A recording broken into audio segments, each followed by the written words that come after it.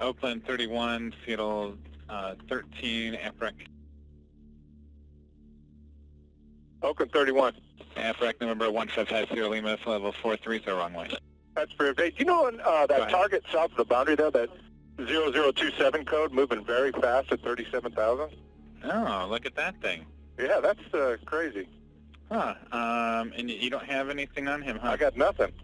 Well, we'll look. WestJet 1698. No, the WestJet 1698 is about, he is at 370, and that dude is, 150 miles to the north of him. I'll flash to that data block. There you go. There's where WestJet is. Okay, I see him up there. That's crazy. That's fast. Yeah, all right, I'll report that. Thanks, Senator. Okay. It's Oakland 31 or 36. Lima.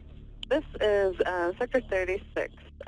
We had a target come through our airspace going really fast at level 370 earlier, an intruder, Mode C intruder, going southbound, and then now apparently the Southwest 4712 sees an aircraft off his right side about at 1 o'clock and 10 miles going northbound at 370. We don't have anything on radar anymore or anything like that. Okay. Yeah, I just have my primaries on. I don't... And we don't see any primaries or see anything either. But I will... Okay. Yeah, that's... Just to let you know, and our supervisors are calling all the appropriate people, so...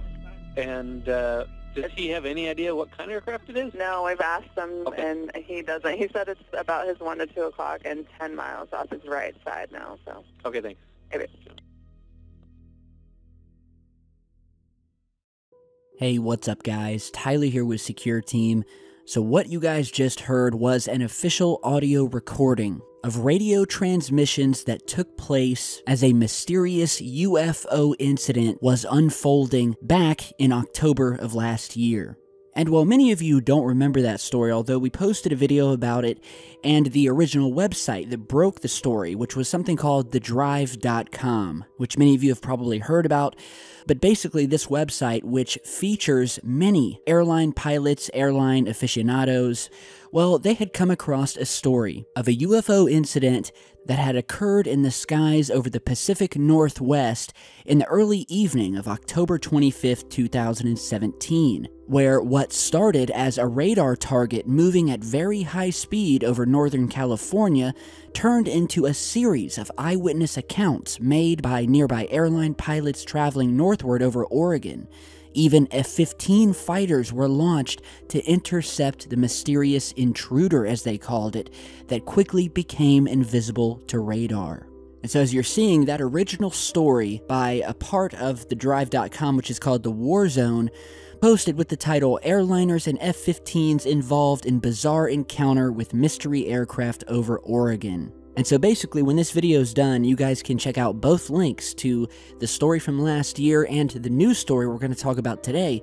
But basically, in a nutshell, to save you some time, back in October of last year, a mystery aircraft was spotted blasting through the skies over California and Oregon. It was seen by multiple eyewitnesses, multiple pilots, and was said to have been moving extremely fast. The object's existence was both confirmed by the FAA and the USAF. They said that the mystery object had no transponder and that would not respond to radio calls. They also had trouble tracking the object on primary radar, which you're going to hear in just a second. And so, as they were trying to monitor and figure out what this object was and where it was going, the back and forth between air traffic control and various airline pilots lasted for roughly half an hour. Even NORAD later came out and admitted that the incident had occurred, saying, quote, "An incident involving multiple airline crews, air traffic control, and F-15Cs from the 142nd Fighter Wing based out of Portland did occur. According to the limited information NORAD supplied, airline pilots were asked by the FAA air traffic controllers to help track and possibly identify a, quote, white aircraft traveling in the flight levels nearby, roughly between 35,000 and 40,000 feet based on the radio recordings. NORAD also said that the incident did result in F-15s from Portland being scrambled to investigate, but by the time they got up and looked around, the mystery aircraft couldn't be found. Now, something else to note here, which was discussed in the original Drive.com article, was that the fighter jets that were scrambled to come and find this thing were upgraded and carried some of the most capable air-to-air radar in the world, along with advanced targeting pods for long-range visual identifications. So basically, they had equipment on these jets that could find something and target it and lock onto it if it was in the air nearby. Likewise, these pilots who flew these jets were some of the best in the world and are highly trained in the Homeland Air Defense mission. And the fact that they, quote, didn't find anything was extremely surprising, and that could have been due to the nature of the aircraft being searched for, or that maybe they just didn't get there in time, and lastly, maybe we're simply not being told the whole story.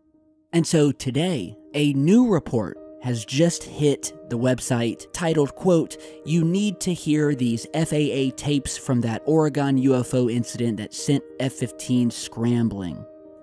And in this new report, in a nutshell, and I'll read you straight from the article here, where they describe the original UFO sighting, following up with the new information saying, quote, "Through Freedom of Information Act requests, we present what could be one of the most insightful instances of official documentation surrounding such an encounter that had already been confirmed to have occurred.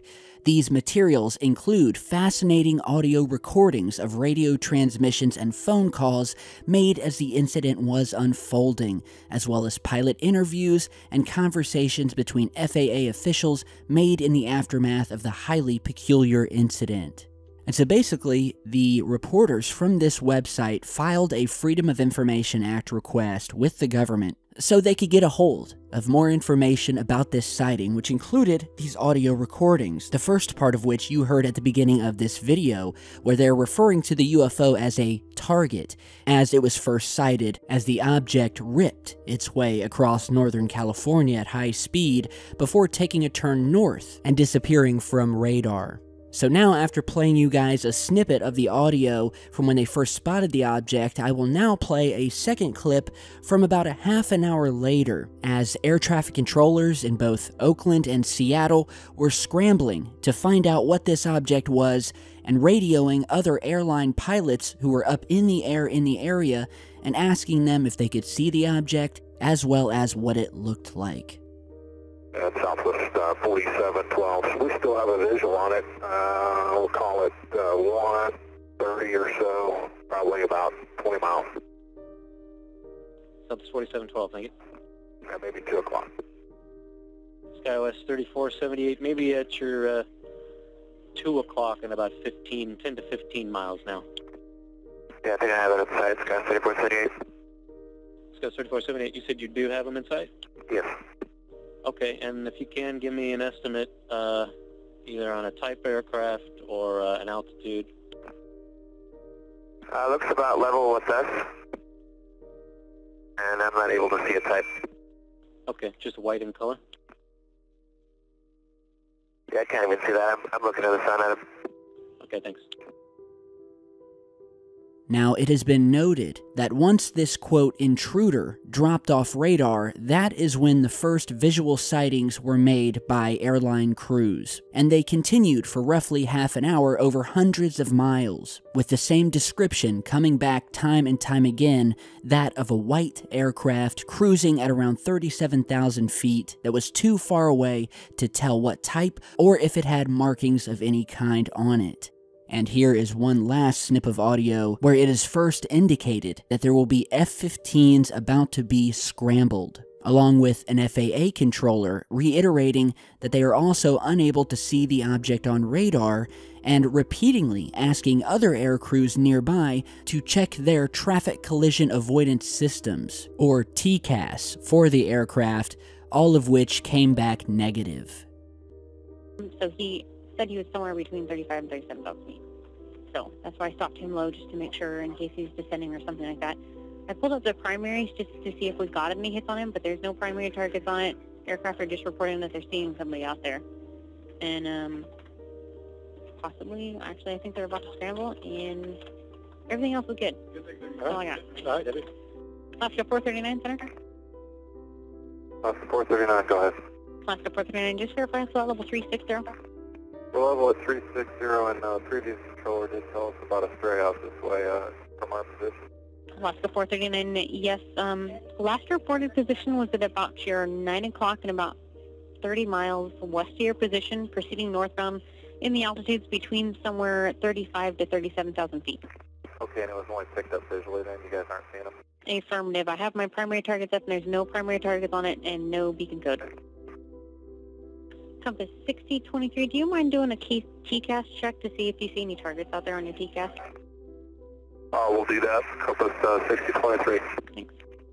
Alaska 439, do you mind doing a TCAS check just to see if you see any targets out to your left?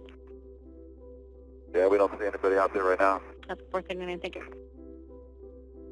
Okay, so yeah, these are just a few small snippets of audio from the over an hour's worth of radio recordings and phone calls posted by thedrive.com after this Freedom of Information Act request.